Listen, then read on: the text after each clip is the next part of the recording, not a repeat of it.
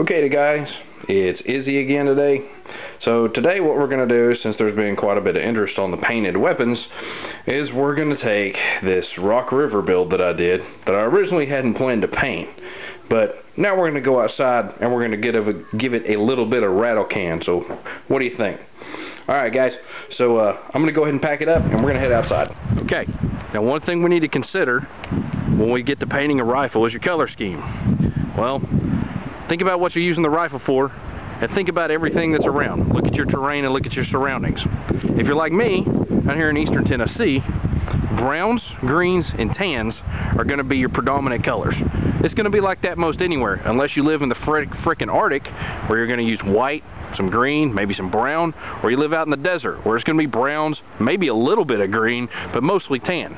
So think about your terrain and think about the paint selection and what you're using the rifle for before you go ahead and you paint the scheme on your gun. If you use spray paint, remember you can easily change it back and forth depending on what area you're in or what seasons change. If you use something like Duracoat or Cerakote or KG Gun Coat, it's going to be a lot bigger pain in the ass to change your camouflage paint scheme out when it's time for a different season. Okay, so now we're about to get started. As you can see, since we're in Tennessee and the terrain that we're in, my primary colors are going to be like brown, tan, and green. That's what we're going to use. I recommend you use the Airvo paint if you can get a hold of it, but I don't have any on hand. I've got some Krylon that works great, and well, I'm kind of cheap. I really don't care.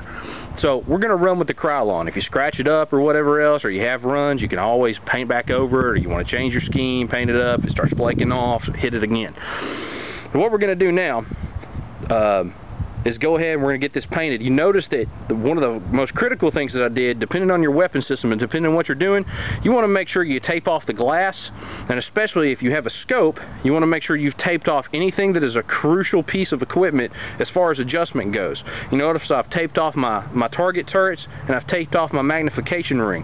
That way I can know what magnification I'm running and what my corrections are if I need to use my target turrets.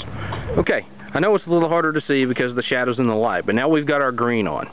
So we're going to put our final color on, which is tan, and I'm just going to go over, put it in the spots where I want it, kind of fill in, because we don't want too much of any one color in. So here we go. And there we have it. There's our finished product. As you can see, it's a relatively simple process.